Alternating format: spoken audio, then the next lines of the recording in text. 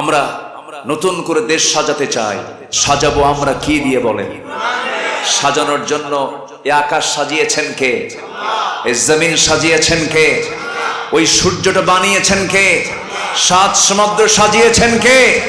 পাহাড় নদী নালা খাল বিল সাজিয়েছেন কে? এই দেশকে সাজানোর জন্য, এই জমিনকে সাজানোর জন্য, এই মানুষকে সুন্দর করে বসবাসের জন্য, মানুষের সুন্দর জীবন উপহারের জন্য সাজানো কিতাব দিয়েছেন। এই কিতাব তিনিও কে? যারা এই কিতাব চায় না তাদের ঈমান আছে না গেছে? তাদের ঈমান আছে না গেছে? এই কিতাবের সঙ্গে আমরা সম্পর্ক রাখবো। জোরে বলি ইনশাআল্লাহ, আর জোরে বলি ইনশাআল্লাহ। আমার বন্ধুগণ, দুটো আয়াতের ব্যাখ্যা হালকা দিলাম। আসুন আমরা শেষ নম্বর আয়াত, 110 নম্বর আয়াত সূরা কাহফ। এবার রাসূলকে বলা হচ্ছে, হে রাসূল, আপনার পরিচয় আপনি এবার দিন। প্রথমে আমরা পেলাম জান্নাত পাবো কেমনে? জান্নাত পাবো দুই আমলে। কয় আমলে বলেন? দুই আমলে। সেকেন্ড আয়াতে আমরা পেলাম এই কিতাবের পরিচয়। এই কিতাবটা ছোট না বড়? আসলে ছোট না বড়? শুধু বড় না অনেক বড়? এই কিতাবের ব্যাখ্যা লিখতে সমুদ্রের পানি দিয়েও হবে না। এত বড় কিতাব এটা। গোটা পৃথিবীর সব তথ্য যেখানে শেষ, সেখানে কোরআন তথ্য দেওয়া শুরু করবে। এমন একটা কিতাব হল আল্লাহর কালামে কোরআন। এই কোরআনটা আমরা শিখবো। জোরে বলি ইনশাআল্লাহ। কুন আলিমান আও মুতাআল্লিমান আও মুস্তামিআন। আলেম হও অথবা ছাত্র হও, অথবা ছাত্রের বাপ হও, অথবা তার শাগরিদ হও। ওলা তাকুন খামসান ফাতুহলিক, 5 নাম্বার হইও না, ধ্বংস হয়ে যাবে। আলেমের সঙ্গে বসবাস করবেন, এটার একটা প্রাপ্তি আপনি আখিরাতে পেয়ে যাবেন। ইলমের সঙ্গে যার সম্পর্ক আছে, শয়তান তাকে কখনো ধোঁকা দিতে পারে না। কোরআনটা আমরা জানবো, শিখবো, বুঝবো। প্রথম হুকুম কিন্তু নামাজ নয়, প্রথম হুকুম কিন্তু রোজা নয়, প্রথম হুকুম কিন্তু অন্য কোনো হুকুম নয়। প্রথম হুকুম হলো ইকরা, পড়ো। কারণ পড়লে পরে কাকে চিনবে তুমি? আজ তো কাকে চিনবে তুমি? আমরা এখনো যদি মরে যাই, আমরা কার কাছে চলে যাব? এখনই মরে গেলাম, বউ আমাকে ভুলে যাবে, সন্তান আমাকে ভুলে যাবে, সম্পদ আমি রেখে যেতে বাধ্য হয়ে যাব। যেই সন্তানটার মুখে খাবার তুলে দেওয়ার জন্য, যেই বইয়ের মুখে একটা হাসি ফোটানোর জন্য কত পরিশ্রম করেছে দিন রাত, আজকে মরে যাব। মরে যাওয়ার সঙ্গে সঙ্গে ভয়ের সামনে কাছে আসবে না স্ত্রী, সন্তানগুলো কান্নায় ছটফট করতে থাকবে। সন্তানরা সব মিলে লাশটা নিয়ে ঘর থেকে বের করে দিয়া জানাজা কাফন দাফন শেষ করে কবরে শোয়া দেবে।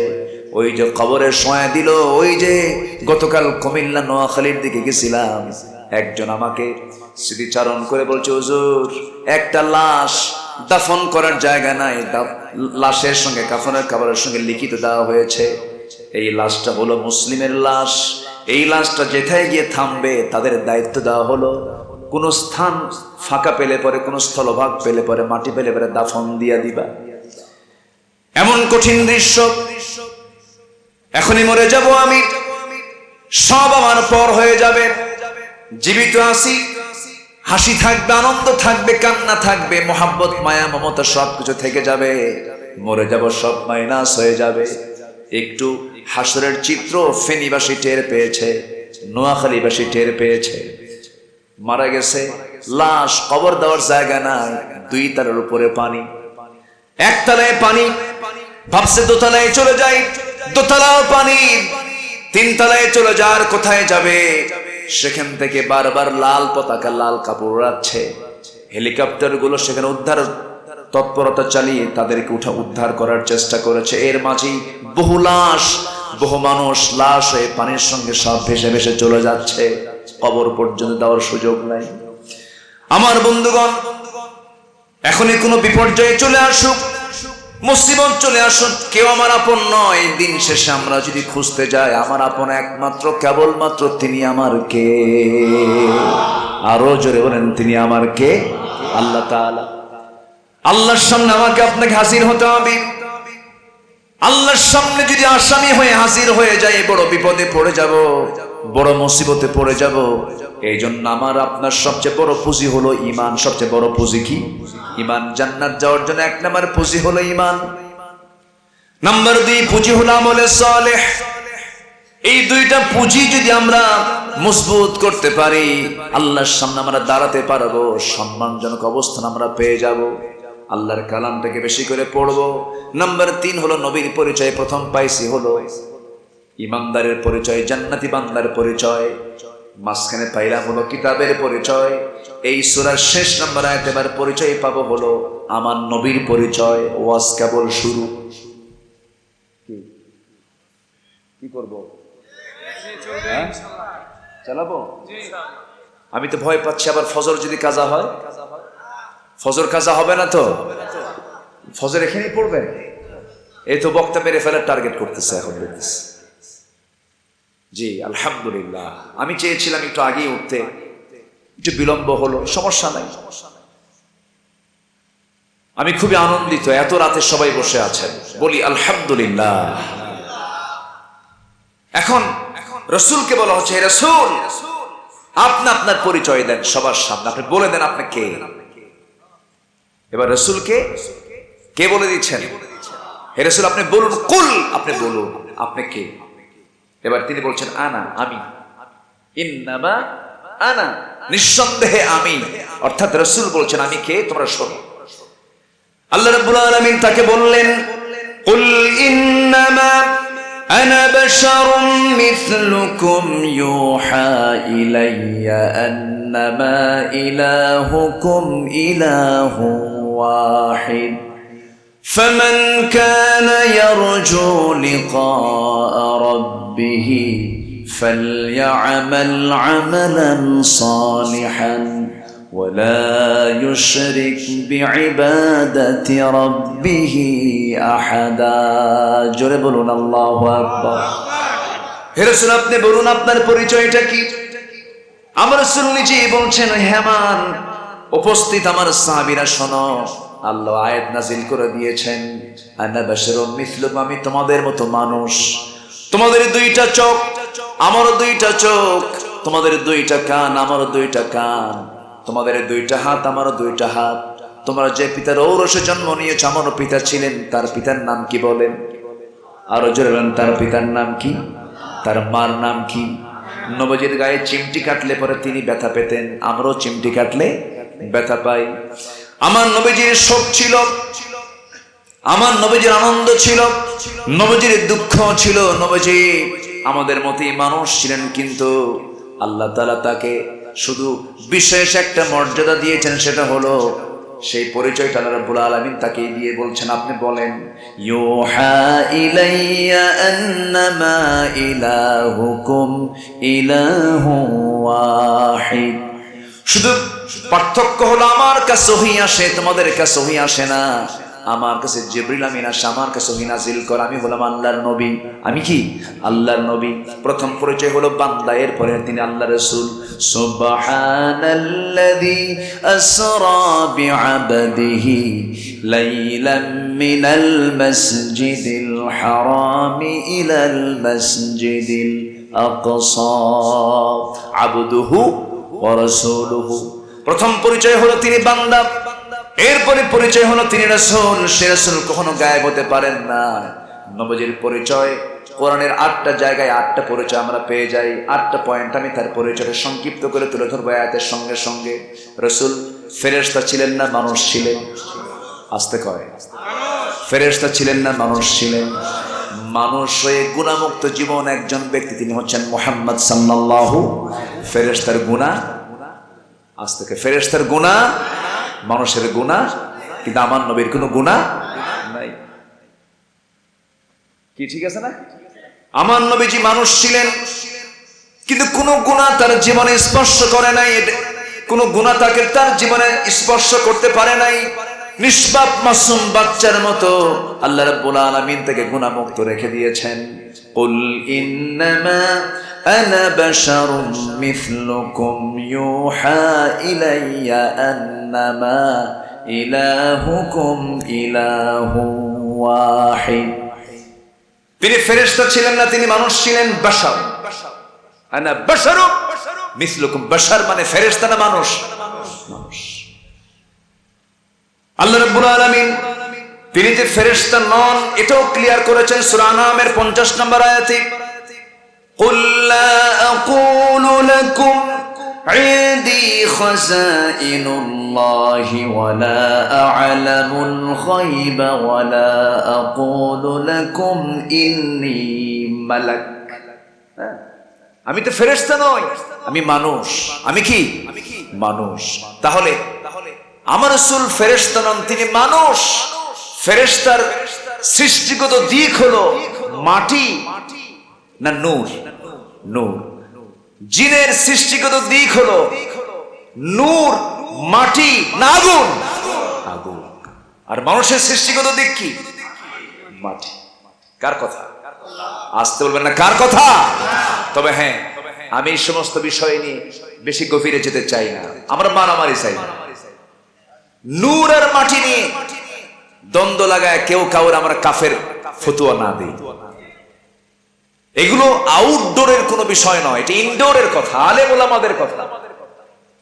এগুলোকে সামনে নিয়ে, নূর মাটিকে সামনে নিয়ে, 3 রাকাত 1 রাকাত বেতেরকে সামনে নিয়ে, হাত বাঁধা বুকে না নাভিতে, এটা নিয়ে বিভাজন সৃষ্টি করার সময় এখন নয়। আমি তো মনে করি বিগত 200 বছরের ইতিহাস ঘাটলেও গত 5 আগস্টের পরে যে ইতিহাস রচনা হয়েছে, এই সময় আলেমদের এক হওয়ার এক অনন্য সময় এসেছে। এখন সমস্ত মুসলমান এক হওয়ার দরকার আছে না নাই? রাজি আছেন কারা কারা? হাত উঁচু করে দেখা। কেউ তো স্লোগান দেন না।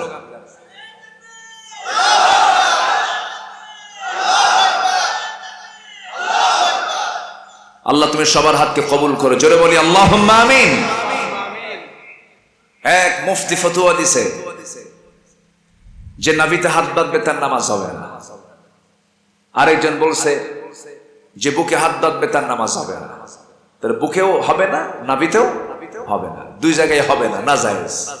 সলিমউদ্দিন মিয়া নামাজ পড়তে গিয়ে এখন চিন্তা করলো দুটোই তো হবে না, এখন হাতটা রাখি কই? আল্লাহু আকবার, কপালে। হাত নিয়ে গেছে কোথায়? কপালে। তাহলে আপনার ফতুয়াই যদি হাত কপালে যায়, তাহলে সেই ফতুয়া মুসলিম সমাজের জন্য নিরাপদ না বিপদ? বিপদ।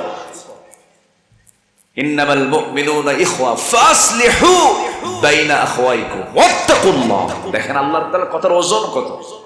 মুমিনরা ভাই ভাই, ফাসলিহু ঠিকঠাক কর, ওয়াত্তাকুল্লাহ ঠিকঠাক করতে না আমারে ভয় করিস, পেঁচ লাগাবি। কার কথা? কার কথা? আল্লাহর কথা। ভ্রাতৃত্বের বন্ধন অটুট, ইস্পাত কঠিন সিদ্ধান্ত নিয়ে ভ্রাতৃত্বকে মজবুত করে, সম্প্রীতি তৈরি করে এদেশের কিছু নাস্তিক মুরতাদদের বিরুদ্ধে ঝাঁপিয়ে পড়তে হবে মুসলমান। সময় এসেছে, সজাগ থাকতে হবে। শত্রু কিন্তু এখনো উকি মারার চেষ্টা করছে। চতুর্দিক থেকে শকুনরা বিভিন্ন ধান্দায় আছে, কখন মরা গোশত খাবে ধান্দায় আছে। সুযোগ দেওয়া যাবে, পাহারা দিতে হবে মুসলমানদেরকে। আল্লাহ কবুল করুন, জোরে বলে আমিন, আরো জোরে আমিন। সম্মানিত ভাইয়েরা, নমরুদ কিন্তু জানতো না আমার মৃত্যু এমন ভাবে হবে, ন্যাংরা মশা আমার মাথার মধ্যে ঢুকবে, এটা নমরুদ জানতো না। ফেরাউন কিন্তু জানতো না, মৃত্যুর কয়েক মিনিট আগেও সে জানতো না যে এই দরিয়ায় আমাকে চুবায়া মরতে হবে, আমি এখানে চুবে মারা যাব, এটা কিন্তু ফেরাউন জানতো না। আবার অন্যদিকে আল্লাহর পয়গম্বর মুসাও জানতেন না যে ফেরাউনকে এইভাবে দুনিয়া থেকে বিদায় হতে হবে, আল্লাহ তাআলা আমাকে এরকম বিজয় দিয়ে দিবেন, উনিও জানতেন না। সব ফয়সালা কার? আসতে বলবেন না কার? মুসা আলাইহিস সালামের সামনে দরিয়া, উনি ভাবলেন তা আমার আজকে কি উপায় হবে? বলতেছে আল্লাহ আমার তো উপায় নাই, সামনে দরিয়া, চতুর্দিকে ফেরাউনের বাহিনী। বিপদে পড়েছেন প্রথমে ফেরাউন না আল্লাহর নবী? বলেন কে কে? আল্লাহর নবী সবার আগে বিপদে পড়েছেন। বিপদে পড়ে সামনে দরিয়া দেখে তিনি তো ভাবলেন আল্লাহ উপায় তো নাই, চতুর্দিকে ফেরাউন, সামনে দরিয়া, কি করবো? আল্লাহ বলেন তোমার হাতে লাঠি নাই, মারো বাড়ি। বিসমিল্লাহ বলে মারলেন একটা বাড়ি, বাড়ি মারলেন, এক বাড়ি দেওয়া হবে না, আল্লাহ বলেন আরো মারো, 12টা বাড়ি মারলেন পানিতে। একটা রাস্তা নাই, বাইপাস রাস্তা আরো 11টা। মোট কয়টা হলো? মোট কয়টা হলো? পৃথিবীতে এক রাস্তায় যাওয়া যাবে এমন রাস্তা বাদে 11টা বাইপাস রাস্তা এখনো পৃথিবীতে নাই। ঠিক আছে না? এত রাস্তা তো লাগে না, কিন্তু আল্লাহর নবীর জন্য আল্লাহ তাআলা কয়টা রাস্তা দিলেন? 12 গোত্রের লোকেরা যেন 12টা রাস্তা দিয়ে যেতে পারে অনায়াসে, যেন কোনো জাম না লাগে। আজকে মাশাআল্লাহ আব্দুল্লাহপুর থেকে গাজীপুর চৌরাস্তা পর্যন্ত আমার 80তে সময় লাগিয়েছে 3 ঘন্টা। কথা বলেন নাই? আচ্ছা, পার হয়ে গেল। ফেরাউন তখনও জানে না যে আমাকে এই দরিয়ায় মরতে হবে। হামানকে ডাক দে, বলে হামান উপায় তো নাই, শত্রু যদি হাতছাড়া হয় বড় বড় বিপদ, ঘুম হবে না, ওরে ধরতেই হবে। ফেরাউন এই কথা যখন বলে ফেললে, হামান বলতেছে ফিরআউনা ওয়া হামানা। আল্লাহ তাআলা হামানের নামটা উল্লেখ করেছেন কোরআনে, কারণ এটা আরো বড় দুষ্ট ছিল, এর ছিল বুদ্ধি, আর ফেরাউন এই বুদ্ধিটা চালাতো। ফেরাউন ছিল হলো বডিওয়ালা। কিওয়ালা? বডিওয়ালা, মানে বুদ্ধি তেমন ছিল না। বডি ছিল ফেরাউনের আর বুদ্ধি ছিল কার? হামানের। ওর বুদ্ধি আর এর বডি, এই দুটা মিলে চালাতো তারা। এই জন্য আল্লাহ তাআলা দুটার নামই দিয়েছেন কোরআনে। হামান বলল ঠিক আছে, তাহলে কি করা যায়? সে ঘোড়া চালায় দিল দরিয়ায় ঘোড়া চালায় দিল। যে রাস্তা তৈরি হয়ে গেছে, আল্লাহ রাস্তা তৈরি বানায় দিয়েছেন কাফেরের জন্য না ইমানদারের জন্য? এই এলেমটাও তাদের মধ্যে থেকে হেরে গেল। হামান করলো কি? আল্লাহর বানানো ইমানদারদের জন্য রাস্তায় সে ঘোড়া চালায় দিল। ঘোড়া এপার থেকে ওপার গেল, ওপার থেকে এপার আসলো, এসে বলতেছে বস রাস্তা ক্লিয়ার। রাস্তা কি ক্লিয়ার? কোনো সমস্যা নেই। কেন? আমি এক চক্কর দিয়ে এসেছি, ঘোড়া ওই পাশে নিয়ে গেছে, আবার আসছি, রাস্তায় কোনো সমস্যা নাই, একদম লাইটওয়ালা, আন্ডারগ্রাউন্ড, চতুর্দিকে পানি, কাঁচ দিয়ে এটা মুড়ানো, চুল পরিমাণ, সেখানে ঠান্ডাও লাগে না, গরমও লাগে না, শীতল নিয়ন্ত্রিত রাস্তা, কোনো সমস্যা নাই, আপনি যেতে পারবেন, আমি চেক করে আসছি। ওর বাপের রাস্তা। যখন মরার সময় হয় টের পায় না, মাত্র 45 মিনিট সময় পেয়েছিল। ঠিক কিনা? কয় মিনিট? গুনে গুনে 45 মিনিট। ফেরাউন টের পায় নাই। ফেরাউন বলল হামান চলো। হামান সামনে যায়, কিন্তু ফেরাউন পিছনে যায় 2 হাত আর পিছায় 3 হাত। ভাবে হামান কাম তো সারতেছি মনে হয়, কেনা কোনো চিন্তাই নাই। ঠিক মাঝখানে যখন চলে গেছে, আল্লাহ তো সব প্ল্যান করেই রাখছেন। ওয়া মাকারু ওয়া মাকারাল্লাহু, আল্লাহু খায়রুল মাকিরিন। ঠিক মাঝখানে যখন চলে গেছে, আল্লাহ তাআলা পানির মালিক, পানি কার কথা শুনবে? পানিকে অর্ডার দিলেন, ভেঙ্গে পড়লো। এখন বলতেছে মুসা আমারে বাঁচাও। বলেন তো ওর কি ঈমান ঠিক আছে? মুসা বাঁচাবেন না আল্লাহ বাঁচাবেন? মুসা আমারে বাঁচাও। বাঁচার জন্য কত চেষ্টা করলো। একটা দেশের, আমরা লজ্জিত, একটা দেশের টপ ধনী, 1 নাম্বার ধনী দরবেশ, তার মাথার চুল আর দাড়ি এত সুন্দর, আমার মনে হয় দেশের কোন আলেম ওলামার চেহারা এত সুন্দর না। মাথার চুল আর দাড়িতে কোথাও কোনো কালো নাই, সব সাদা ফরফরা, মানে মনে জিব্রাইল নাজিল হয়েছে, এত সুন্দর চেহারা। এই লোকের এই চেহারা বিকৃত হবে, এটা মানুষ তো বিশ্বাস করার কথা না। ও ভাবছে দেখি এটা ধোকা দেওয়ার চেষ্টা করলো। কি দাড়ি কাটলো, মাথার চুল সাদা, এখন কি করা যায়? এটা কালো বানালো। তাহলে মাথার চুল ছিল সাদা, কি বানালো? কালো। আবার দাড়ি ছিল সাদা, কি করে ফেলছে? কেটে ফেলছে। ভাবছে আমারে চিনবে না। বন্ধুরে নিয়ে 2 জন নৌকায় চড়ছে, গোটা রাত ঘুরছে, রাস্তা খুঁজে পায় নাই। সকালবেলা ধরে ফেলছে যে দাড়ি মোছ নাই তো, আর কাটবে কি? প্রথমে তারে ধরছে, তার ধরার পরে যখন নিয়ে যাচ্ছে তখন বলতেছে আমারে একা নিয়ে যাও কেন? ওই যে দরবেশ বসে আছে। কই দরবেশ? দরবেশের তো দাড়ি নাই। দাড়ি তো কাটছে ওটাই দরবেশ। কি কথা কি বুঝতেছেন আপনারা? 7 দিন যেতে না যেতে আবার সিলেটে আরেক দরবেশ ধরা পড়ল। এটা দাড়ি কেটে দরবেশ, ওটা দাড়ি থুইয়া দরবেশ। সম্মানিত ভাইয়েরা, জিল্লতি লাঞ্ছনা অবশ্যই আসবে যদি আলেমদের গায়ে হাত দাও।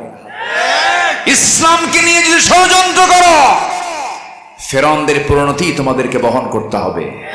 এটা এই যুগে যুগে তার সাক্ষ্য বহন করে চলছে, কিয়ামত পর্যন্ত এটা চলতেই থাকবে। সম্মানিত ভাইয়েরা, মন তো চাচ্ছে কথা বলি, সময় তো চলে যাচ্ছে, ঘড়ির কাঁটা ঘুরতেছে। আলোচনার ইতি আস্তে আস্তে আমি টানতে চাচ্ছি। আমার নবীজি মানুষ ছিলেন না ফেরেশতা ছিলেন? তাহলে যদি কেউ রাসূলকে ফেরেশতা মনে করে, তার ঈমানের সমস্যা আছে না নাই? আছে। আমার নবীজি মানুষ ছিলেন। এখন প্রশ্ন হলো, মানুষের দাম বেশি না ফেরেশতার দাম বেশি? বলেন কার দাম বেশি? উসজুদু লিআদম, হে ফেরেশতারা, তোমরা আমার মাটি দিয়ে তৈরি করা আদমকে তোমরা সম্মানজনক সেজদা দিয়ে দাও। মানুষের দামটা আল্লাহ রাব্বুল আলামিন বাড়ায়া দিয়েছেন, সম্মানটা বাড়ায়া দিয়েছেন। কিন্তু মানুষ তার সেই সম্মানকে যদি অক্ষুণ্ণ রাখতে চায়, যদি এটাকে যদি টিকে রাখতে চায়, শর্ত হলো গুনাহ থেকে তার বাঁচতে হবে। ইন তাজতানিবু কাবাইরা মা তুনহাউনা আনহু নুকাফির আনকুম সাইয়্যাতিকুম ওয়া নুদখিলকুম মুদখালান কারীমা। বড় বড় গুনাহ যদি ছেড়ে দিতে পারো, আমি আল্লাহ রাব্বুল আলামিন তোমাকে সম্মানজনক জান্নাত দিয়ে দেব। আমার বন্ধুগণ, লক্ষ লক্ষ টাকা দান, 14 বার হজ করা, তাহাজ্জুদ নামাজ পড়া, হ্যাঁ এগুলো বরকতের কাজ, সওয়াবের কাজ, সমস্যা নেই। কিন্তু আপনি যদি বড় বড় গুনাহগুলোকে ছাড়তে না পারেন, এই সমস্ত কাজ দিয়ে আপনি জান্নাত পাবেন না। কবিরা গুনাহগুলো ছেড়ে দিতে হবে। বড় বড় কবিরা গুনাহগুলো একজন ইমানদার করতে পারে না। আমার দেশে এমন হাজিও আছে, ইয়াবার কারবার করে। আলহাজ বদি, আলহাজ কে বদি ধরছে তো, ধর নাই, ওটারও ধরছে। আমার বন্ধুগণ, এই জন্য বলি, আমি মানুষ, আমার এই সম্মানটাকে টিকে রাখার জন্য, আমার এই মর্যাদা টিকে রাখার জন্য মনুষ্যত্ব আমার মধ্যে আনতে হবে, ঈমানটা টিকে রাখতে হবে। তাহলে আমরা 1 নম্বর পরিচয় পাইলাম, আমার রাসূল ফেরেশতা না মানুষ? তিনি মানুষ ছিলেন, তিনি ফেরেশতা ছিলেন না। তিনি হলেন আল্লাহর দূত। আল্লাহর পক্ষ থেকে আল্লাহ তাকে রাসূল করে পাঠিয়েছেন।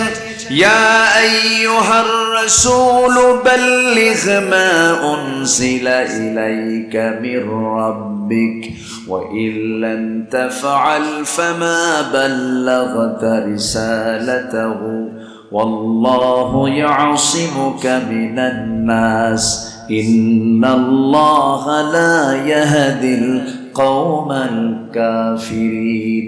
সূরা মায়েদা 67 নম্বর আয়াত। হে রাসূল, আমি আপনার কাছে যা কিছু দিয়েছি সব পৌঁছায় দেন।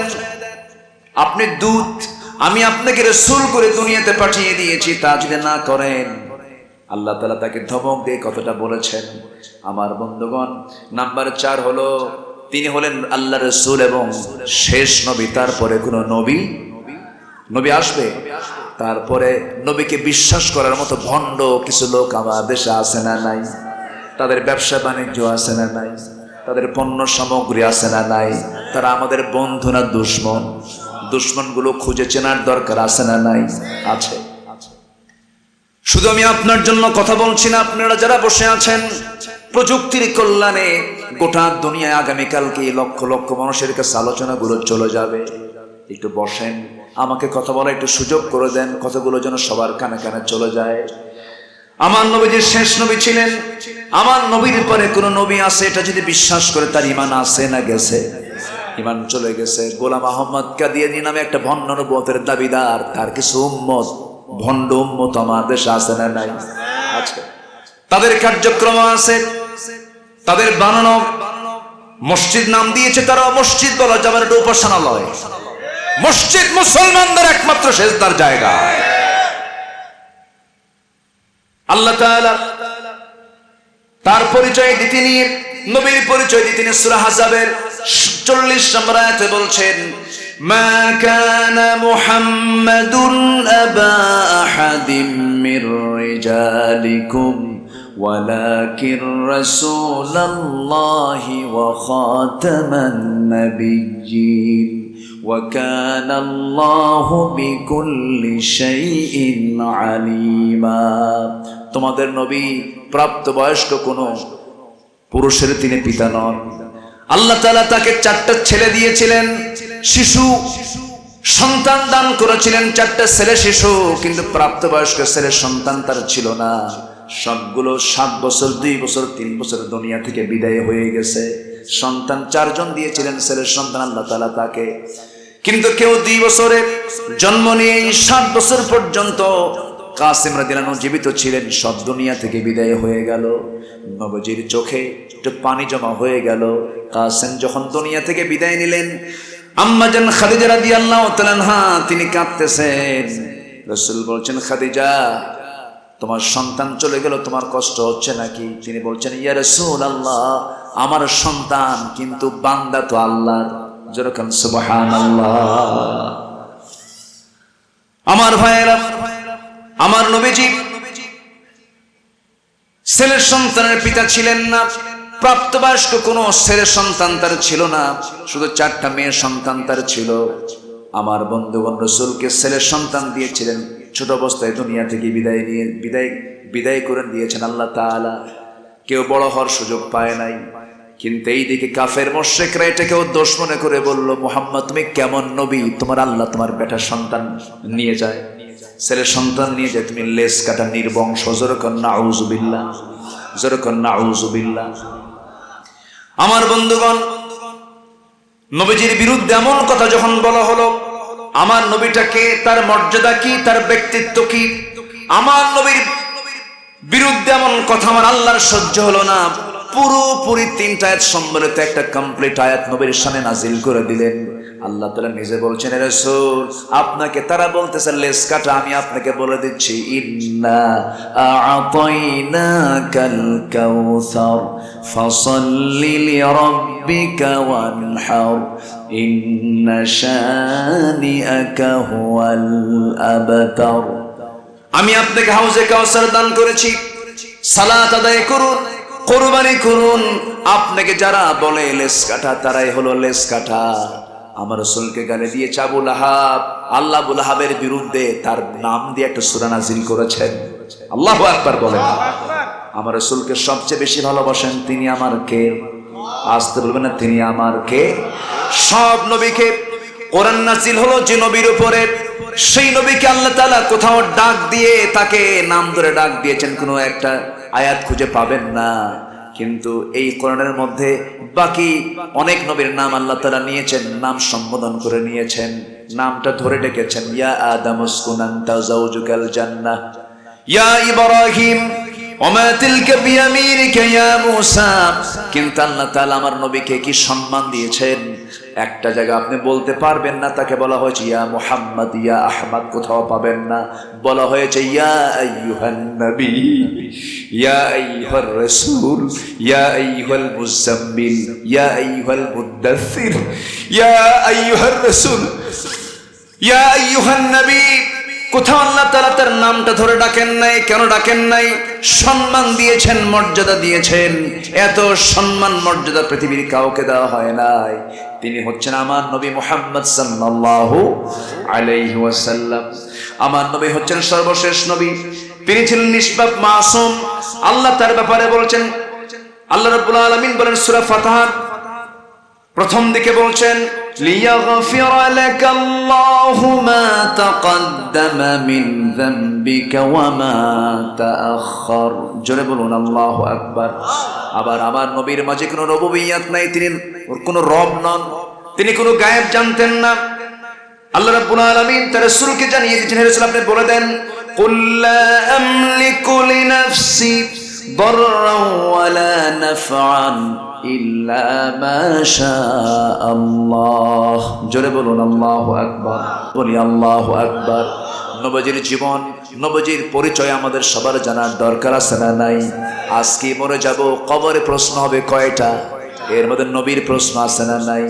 আবার চলে যাব আবার মিজানের কাছাকাছি, সেখানে নবীর দরকার আছে না নাই? হাউজে কাউসারের দরকার আছে না নাই? হাসরের দরকার আছে না নাই? সুপারিশের দরকার আছে না নাই? অতএব সবার আগে আল্লাহর পরিচয় নাম্বার 2 হলো নবীর পরিচয়। আমরা জানবো, জোরে বলি ইনশাআল্লাহ। আল্লাহ কবুল করুন, আল্লাহ কবুল করুন, আল্লাহ কবুল করুন। ফজর নামাজ সবাই পড়বেন তো নাকি? ফজর পড়বেন কারা কারা? হাত তুলে দেখান দেখি। জোরে বলি ইয়া আল্লাহ, আরো জোরে ইয়া আল্লাহ। আমাদেরকে 5 ওয়াক্ত সালাত আদায় করার তৌফিক তুমি আল্লাহ দিয়া দাও। জোরে বলি আমিন, আরো জোরে আমিন। হাত নামান। আলেম ওলামাদের গড়া সংগঠনের উদ্যোগে আজকের এই মাহফিল রায়মণি, না রায়মণি জেলার নামও তো ময়মনসিংহ, তাই না? হ্যাঁ, মোমেন শাহী, হ্যাঁ, সোনামণি যেন হয়ে যায় না? আচ্ছা, আলহামদুলিল্লাহ। সবাই বসেন। আমি কোনো মতো, আমি তো খুব তাড়াহুড়ো করে শেষ করেছি। 3টা আয়াত ধরেছিলাম, 3টা আয়াতের হালকা কিছু ব্যাখ্যা আমি বলার চেষ্টা করেছি। সম্মানিত ভাইয়েরা, আলোচনা যখন শুনতে যাবেন কারো, আপনাকে আদর্শ শ্রোতা হতে হবে। আগে দেখবেন যে কোনো নির্দিষ্ট আয়াত আছে কিনা, নির্দিষ্ট হাদিস সামনে আছে কিনা। আলোচকের আলোচনা সুন্দর করার জন্য শ্রোতাদের সতর্ক হওয়ার দরকার আছে না নাই? আচ্ছা, শ্রোতা সতর্ক হলে আলোচকও সতর্ক হয়ে যাবে। আল্লাহ তাআলা আমাদের আদর্শ শ্রোতা এবং আদর্শ বক্তা হওয়ার তৌফিক দান করুন। জোরে বলি আল্লাহুম্মা আমিন। এই আশাবাদ কামনা করছি। আমি আমার কথা বাড়াবো না, কথা শেষের দিকে চলে আসছি। এখানে মাদ্রাসা আছে আমার রেজাউল করিম ইব্রাহিমি ভাইয়ের, না মাদ্রাসা একটা আছে? আচ্ছা, বড় ভাইয়ের মাদ্রাসা একটা আছে। সেখানে কি ছাত্র না ছাত্রী? সেখানে ছাত্রী বালিকা। আলহামদুলিল্লাহ। যে মাদের দিন শেখা দরকার আগে না পরে? আগে, কারণ ওই মার পেটেই তো মানে সন্তান পৃথিবীতে আসার জন্য প্রস্তুতি নিয়ে নেয়। আগে থাকে মার পেটে। এই জন্য মাকে আলেমা হওয়া দরকার। আপনার সন্তানকে চোখ বন্ধ করে আলেমা বানাবেন, মেয়েটাকে কোরআন হাতে তুলে দিবেন, আপনার ওই মেয়েটা আম্মা জান আয়েশার মর্যাদা পেয়ে যাবে। আলহামদুলিল্লাহ বলেন। সবাই বসুন, আমরা দোয়া করি। আল্লাহ তুমি এই মাদ্রাসাকেও কবুল করে নাও, মাহফিল কমিটিকে তুমি আল্লাহ কবুল করে নাও। ছেলে মাদ্রাসাও আছে, ও বালকও আছে, আলহামদুলিল্লাহ। আরেকটা পাশে আরেকটা মাদ্রাসার অভাব নাই, আলহামদুলিল্লাহ। আল্লাহ সবাইকে দিন বোঝার, জি আল্লাহ সবাইকে দিন বোঝার তৌফিক দান করুন। জোরে বলি আল্লাহুম্মা আমিন। দিন মেনে চলার তৌফিক দান করুন। জোরে বলি আল্লাহুম্মা আমিন। এই আশাবাদ কামনা করছি। ভাঙ্গাচোরা যতটুকু কথা হলো, আসলে সবকিছুর একটা যৌবন কাল থাকে। মাহফিলের মূল যৌবন কাল হলো কি জানেন? মানুষ যাওয়ার পথে নয়, আলোচনা উঠতে হয় হলো আসার পথে। আসার পথে আলোচনা শুরু হলে তখন আলোচনার সৌন্দর্য থেকে যায়। আপনাদের মধ্যে পিছু তারা করছে যে আমি কখন বাড়ি যাব, ঘুম ধরছে, সব চাপ, নিম্ন চাপ, ঊর্ধ্ব চাপ, বিড়ি খাওয়া চাপ, সব চাপ আছে। তো এই চাপের মধ্যে আমি তো মহাচাপে ছিলাম। যা হয়েছে বলি আলহামদুলিল্লাহ। সবাই বলি সুবহানাকাল্লাহুম্মা ওয়া বিহামদিকা আশহাদু আল্লা ইলাহা ইল্লা আনতা আস্তাগফিরুকা ওয়া আতুবু ইলাইকা। সবাই চিৎকার মেরে বলি ইয়া আল্লাহ, আমার জীবনে সাগীরা কবীরা, ছোট বড় সব গুনাহ তুমি আল্লাহ মাফ করে দাও। জোরে বলুন ইয়া রাব্বাল আলামিন।